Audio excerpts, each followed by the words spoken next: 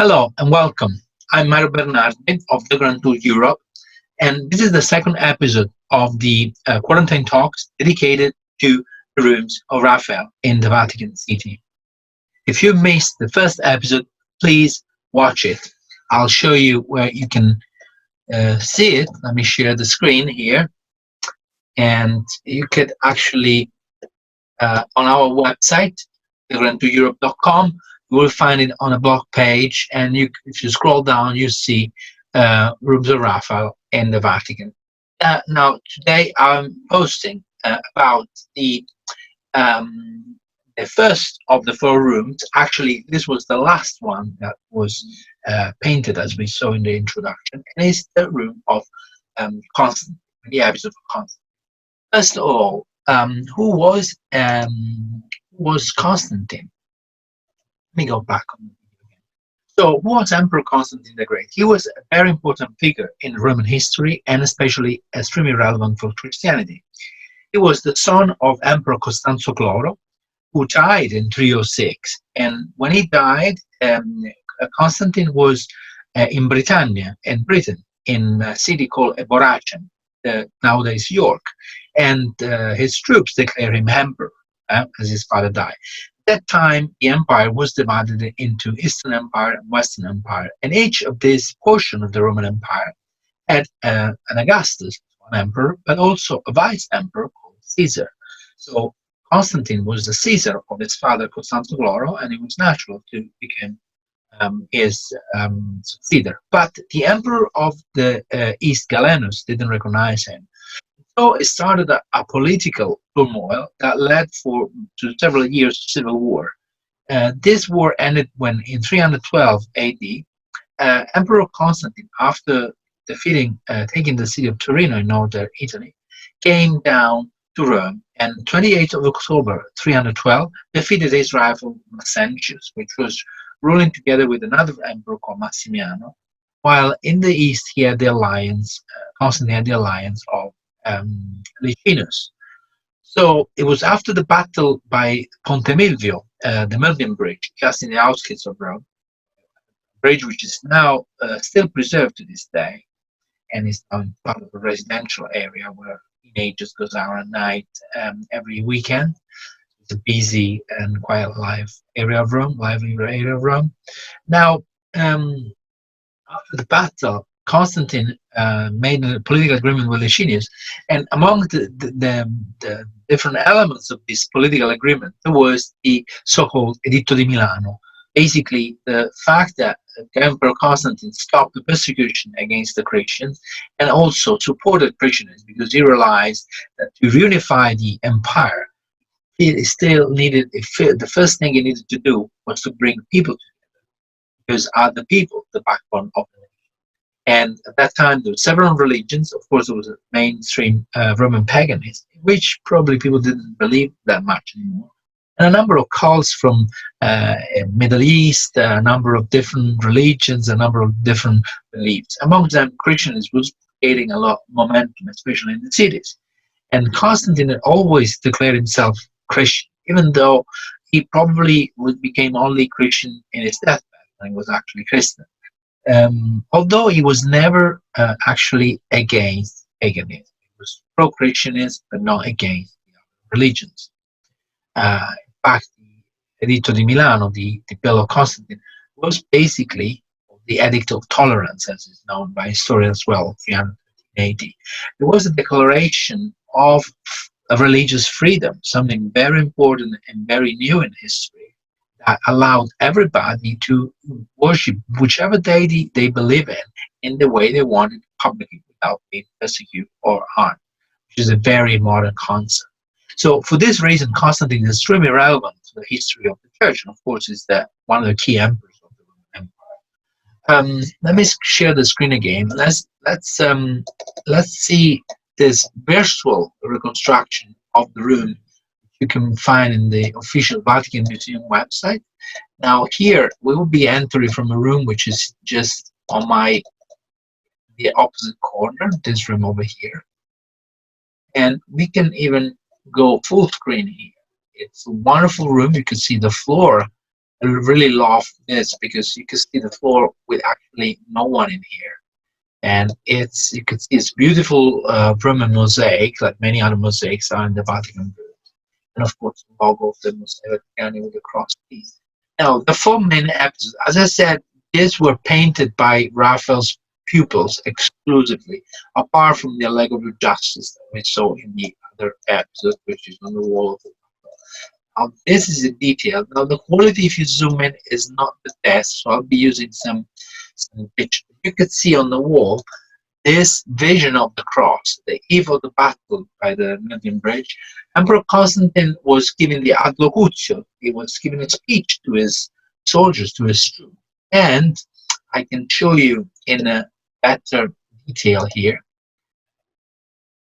The cross appeared right in the sky. In this case, there are three angels holding the cross, and then you can see the standards and the Roman emperor here on a pedestal. Some young man with some young boys with some beautiful helmets with the, you can see the feathers, the sword. There's a great detail in all these elements, as you can see. Let me take another picture. This is, let me show you another picture. This is detail from the Arch of Constantine the Great, dedicated to Emperor Constantine.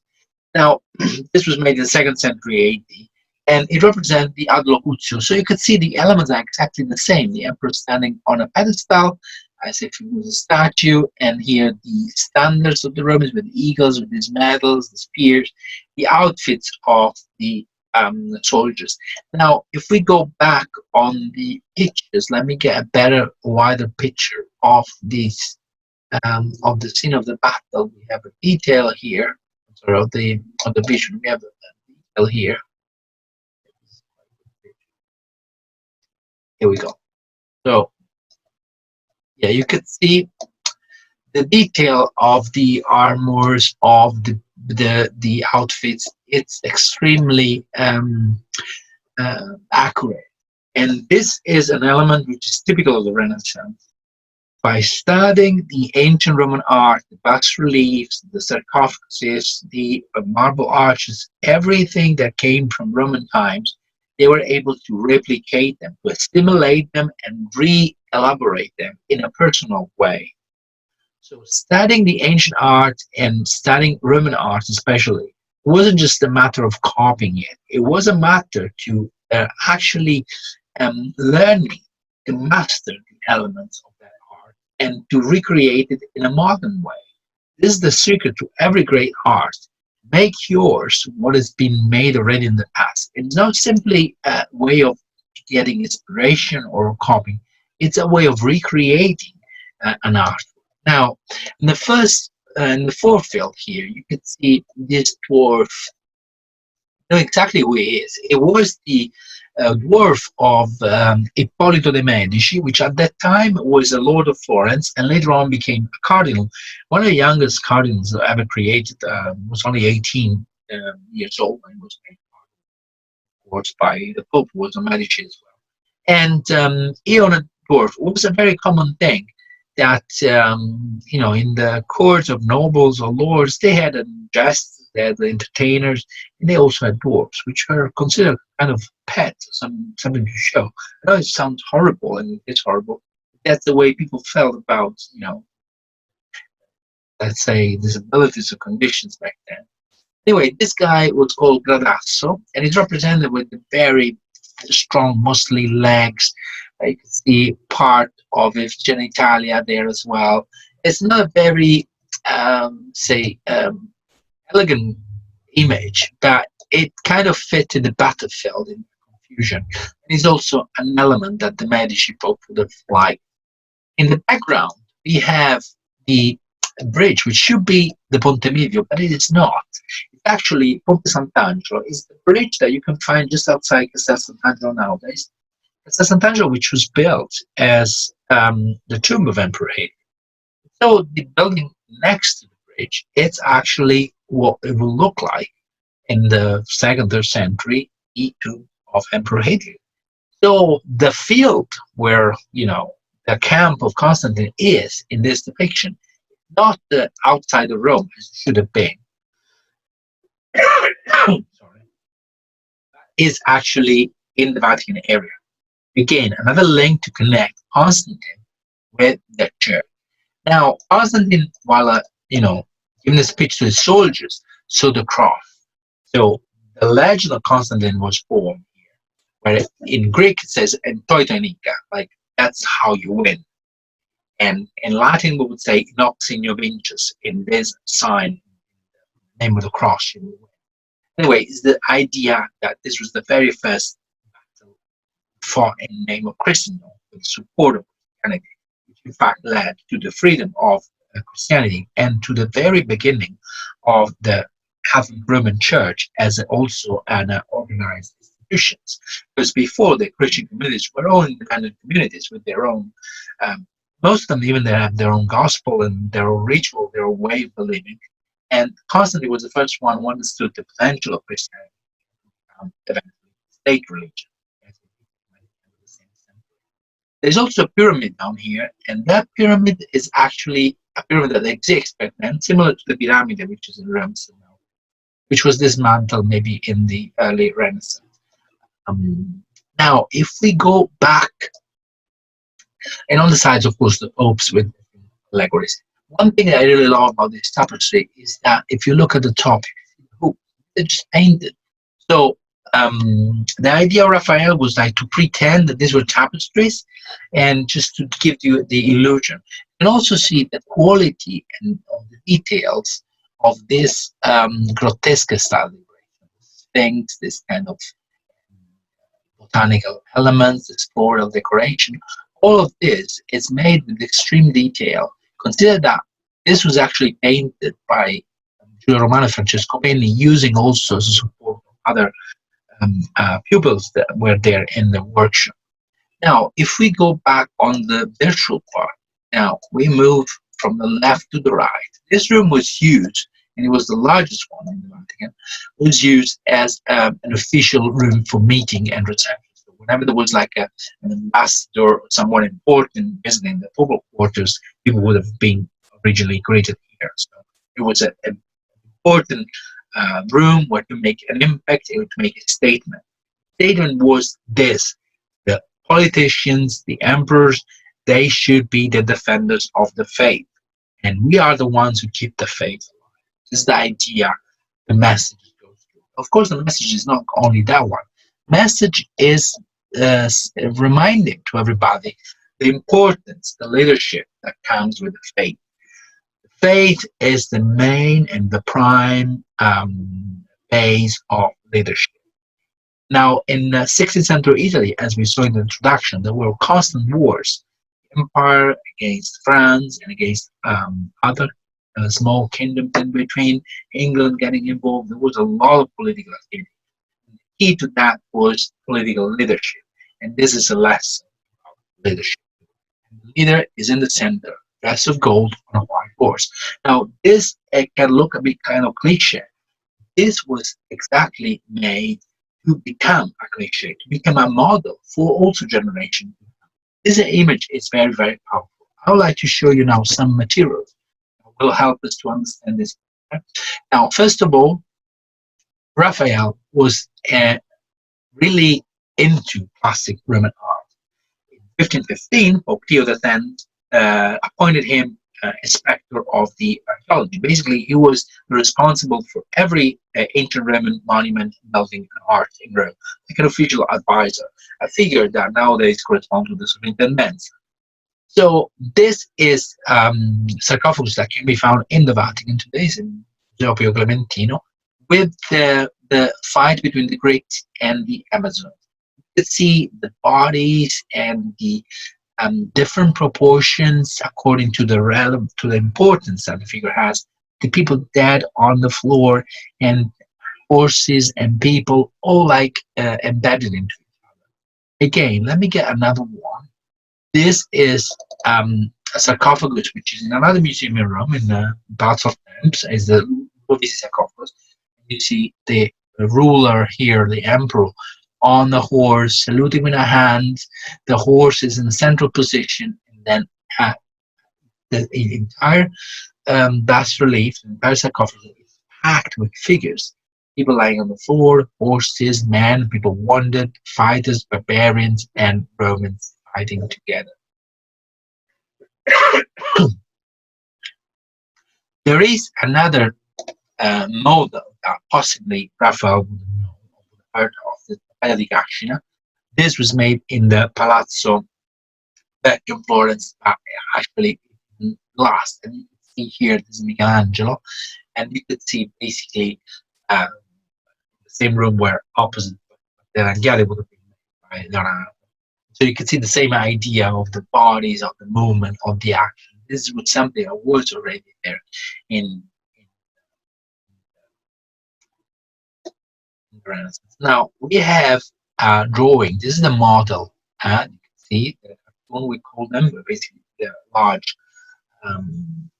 same size or scale, a little scale down models for the frescoes that were going to be made. This is actually the same size, and you can see the bridge here. You can see the figures. Now this was then developed on the wall by using, of course, this is a very good picture here.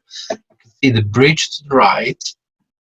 This is an open field, and also the hills, the area. Well, there are hills around the moving bridge, as Monte Mario there, but in the same hill, it could be.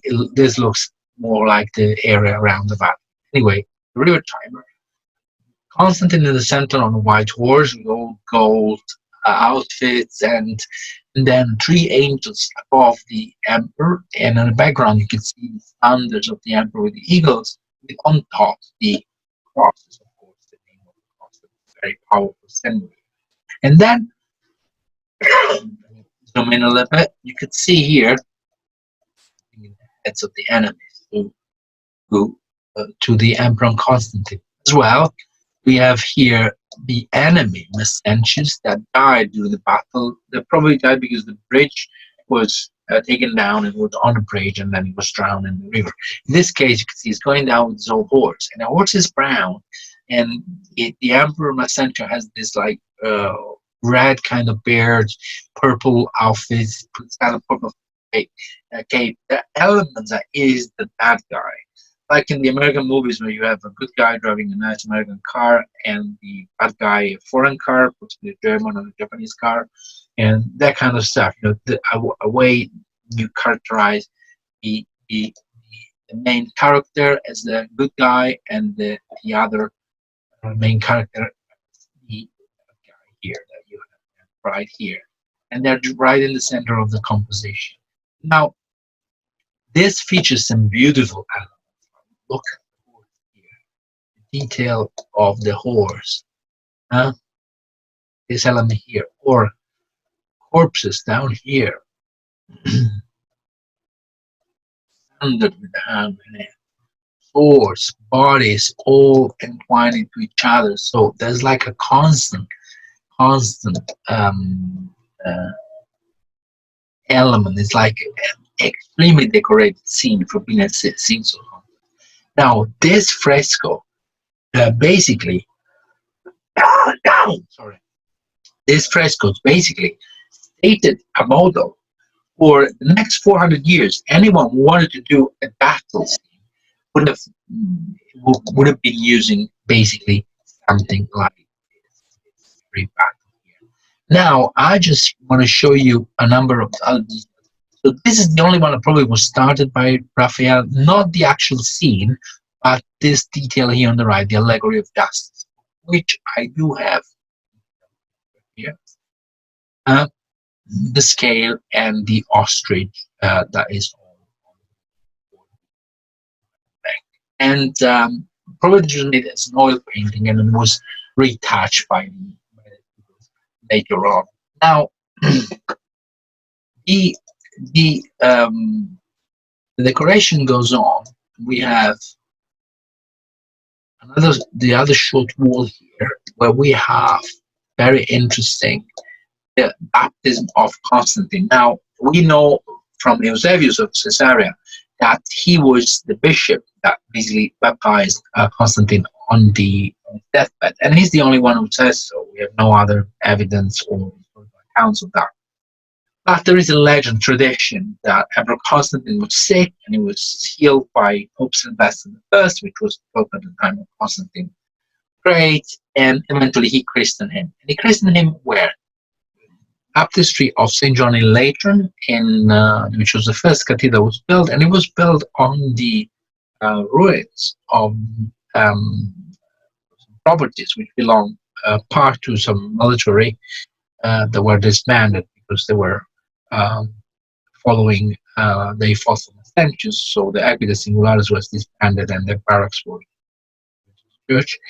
And then on the other side, what is believed to be the property of Fausta, which was the wife of Constantine the Great. Now, Fausta had probably an affair with his stepson, which was Constantine's son, and sorry, and it was they were both killed by Constantine himself.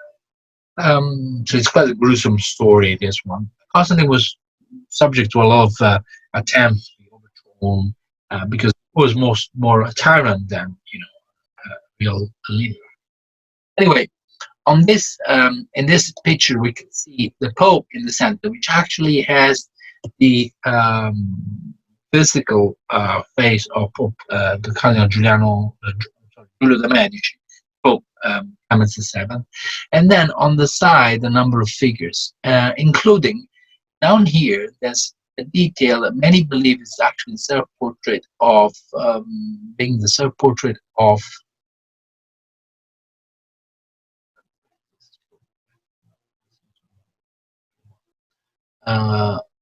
being Fugger. Fugger was the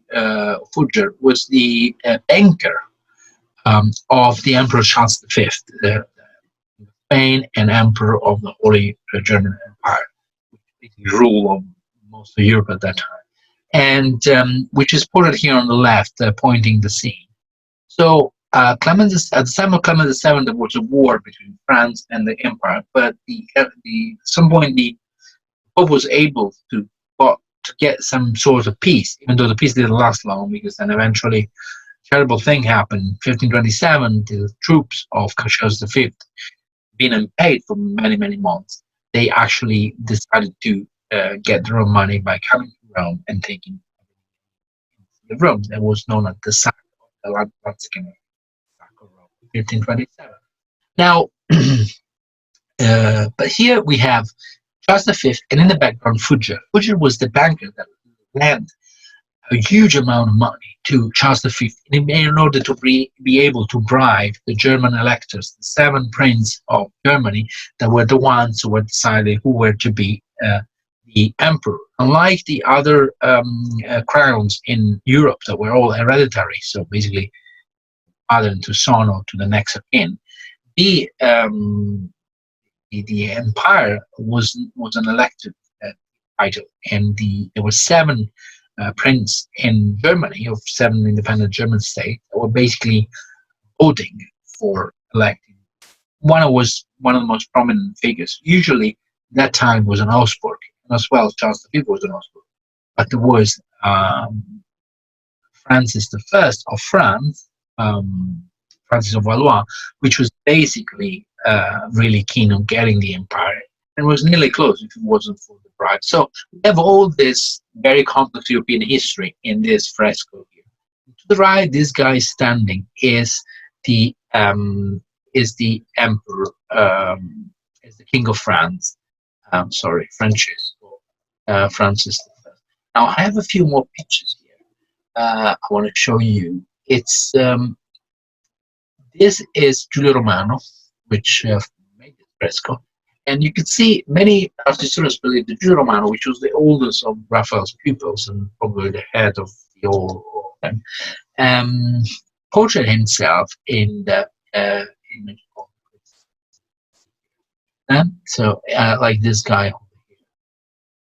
And also that's what Giorgio Vasari, who wrote the life of the most famous painters from basically the 1500s, describe that. And there are the names, of course, of the popes. Now, the last wall is the one is probably I like the most. the one that's more interesting than all, because it has a lot going on. Is the donation of Rome, Donazione di Roma. Let's go and see in the virtual reality here. So we turn around, and this is a kind of weird shape because it's the one above the windows, and then at the bottom there is a fireplace. Fireplace still bears the name of Julius II, Liguri because it was Genoese. It was from Julius died in 1513, and so the 10th was the one who actually had rooms being decorated. But as I said, Pope died. It was only when his cousin Pope Clement VII he became Pope that this was actually finished, being completed around 1524. And here you can see the coat of arms to the Medici with the 6 balls, and then the donation of Constantine. Emperor Constantine giving the property of the Vatican and great part of Rome and Latium to the church, creating the very basic, basically, very reason for the Vatican, for the Catholic state, for the Pope also king. Now, this is a very controversial donation because this Constitution Costantiniana, as it's called, or Donazione di Roma, donation of Rome, was basically the fact that when the Roman emperor gave to the church the privilege and the property of some lands, giving them basically independence and the right to create a state. The state didn't really form until the 8th, 9th century AD. But the popes always used this document, named at the Roman times, to justify the fact that the church had also its own state. Many European countries didn't want the church to be also a state. The church found it vital to be politically independent in order not to be influenced by foreign countries, foreign entities. So you will see here in the center the emperor on his knees giving a statue. Let me see if I can find a better resolution. You have here the emperor with a little statue of the god, and then the pope here sitting. Now let me see with the picture. Maybe we could see zoom in. Okay, and you have. Let me zoom out. You have the emperor here on his knees in front of the pope. Now, in the 4th century, St. Augustine of Hippona, one of the main theologians of the church, wrote this theology book, The City of God. The general idea is that there are 2 cities. One is the city of men, ruled by emperors and politicians, where we build our daily life. But this life is only temporary. True life is the life after death, the life in Christ. And so there is a city, called the City of God, where basically we will be living for the eternity. So we should be building and planning for that city rather than for this one, probably temporary. For this, there's a number of, for this kind of belief, there's a number of consequences.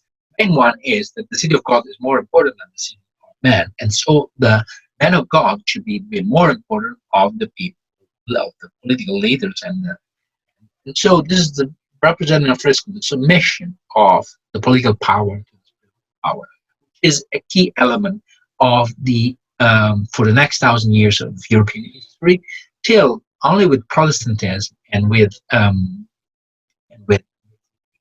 the Lutheranism and the Church of England splitting up from the church, we have the political power taking back control of the church with all the consequences. And it happened right in these years.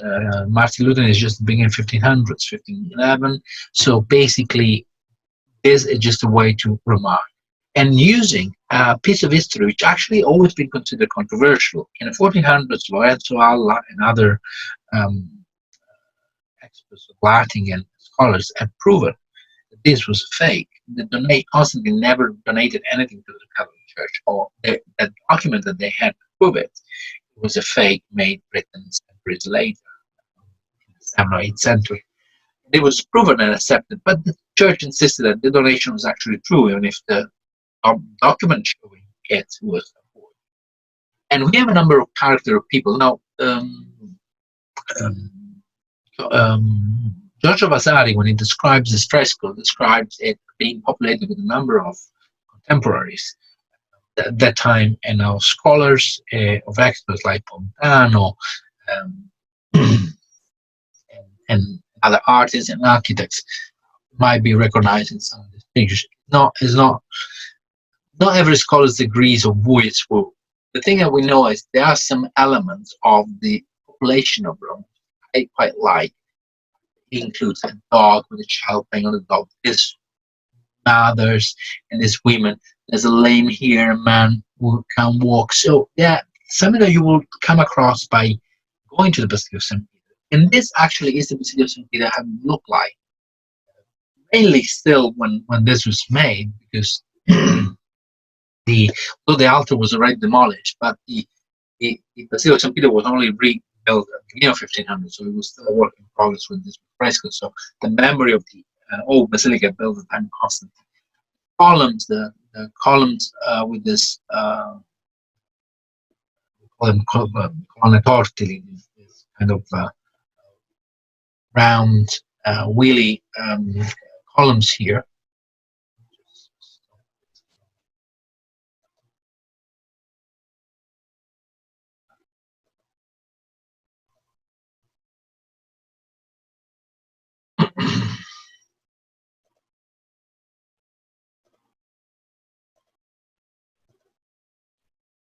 So we are inside the Basilica of St. Peter, as it looked like at the beginning of till the beginning of 1500s, when it was demolished to be rebuilt. It was actually under construction at the time the fresco was made.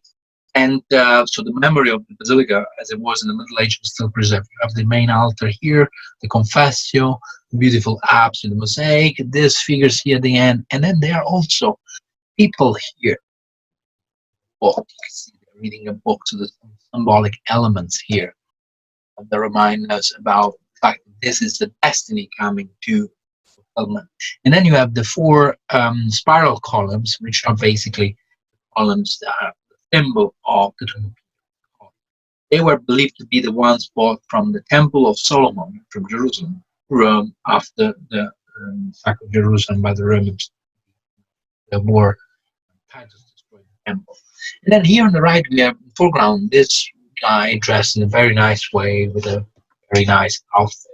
And so there are many hypotheses to we can be, but it is sure it is Federico Gonzaga. We'll speak about him later again, because he is kind of a symbol of the wars and political situation in Renaissance Italy. He spent nearly 2 years and a half as basically as a prisoner in the Vatican, because he was like kept as a guarantee for the political duties by Mantua. So they took them on and they said, okay, the Pope will look after him, and he'll be there, guarantee that the pact that respect. He was only able to leave the Vatican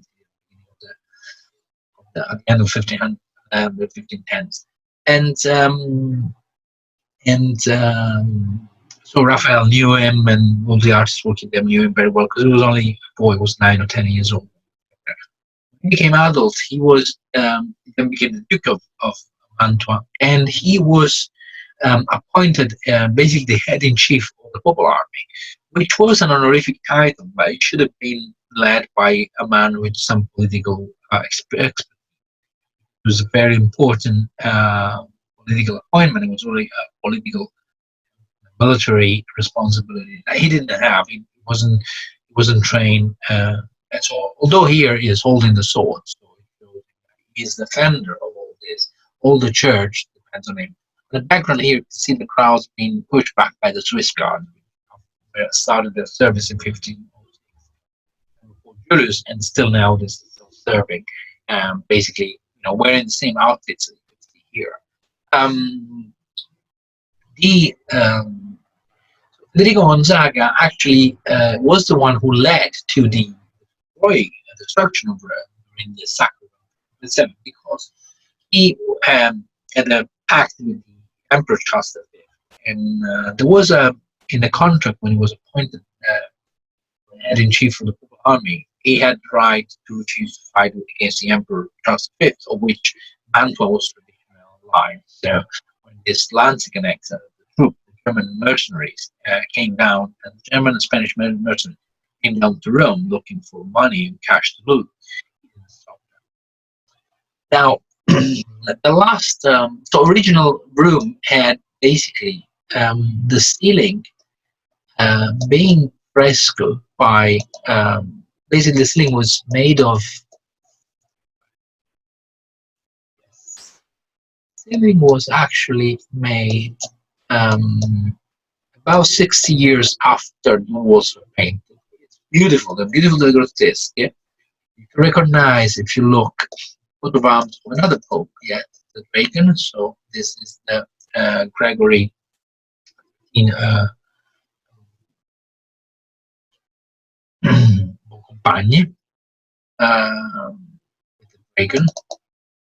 Same pope who reformed the calendar, and then on the ceiling, here originally the ceiling was basically made with those thick wooden beams, really decorated with bas reliefs and gold and figures, and you can find them in many other rooms in the Vatican during the Borgia apartments. Was refurbished in 1985, and an artist called Tommaso Laureti, is a Mannerist artist of the late 1500s, created this allegory, which is kind of fits with the room, but it's also a very different style. And I always use it to compare what makes great art to what is and how great art stands apart from art, which is what it is. It's quite easy to symbolize. There's a beautiful perspective, there's marbles, everything about that. But the gold cross and then a pagan statue in pieces. And it's an allegory of Christianism overcoming paganism. Now, Constantine was never about the paganism. As you know, the fresco suggests the dragon symbolizes paganism as something evil. And of course, Christians were persecuted, but paganism was basically not the cause. The cause was a political power that the Romans believed was undermined by people who refused to serve and worship the emperor as a god. But, so Constantine was never against paganism. It was only later on, and during the end of the century, the 4th century, then bishops and other theologians, especially Ambrose of Milan, was very strict. Sorry, was very strict against the cult of the pagan gods. They should be destroyed, the temple should be closed down, the statue should be broken into pieces. This evil should not be allowed to resist. So that's how Middle Ages started. The fact that Christianity became, by the end of the 4th century, the only religion allowed in the Roman Empire. Many statues were discovered. In the Renaissance, the perspective changed because we're not looking at these pagan gods as religious idols, but we're looking at them for their cultural and political message. And that's why we have so much Greek and Roman art inside the Roman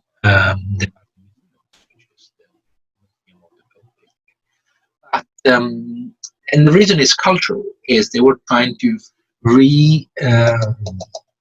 learn and rediscover that ancient knowledge that was lost. I love being able just to navigate to this room. Gives you like the feeling that you actually own the place. With no one around. Now let me tell you just one last thing, and then we go into the next room, and the next episode will be about the next room, which is the room of honeymoons. It's basically, when I started doing guided tours, it was the beginning of the year 2000, and there was hardly anyone in the Vatican on some days, especially in times. This is because it was soon after 9/11, so many people didn't travel then and didn't travel for years. And I remember days where there was almost no one. It was beautiful, and can't get that anymore because even if you get a private tour, basically you're still with other people around. Even if you do the exclusive opening, it's made at night where you don't have this natural light. So, now I'll leave you with this image, which is St. Peter's escaping the prison of the room of Eliodoro. This will be our next episode. Stay tuned. Um, thank you for following me, and keep follow us on website, on every social media, on the YouTube channel. If you like to arrange your private virtual tour, I'll be really glad to hear. So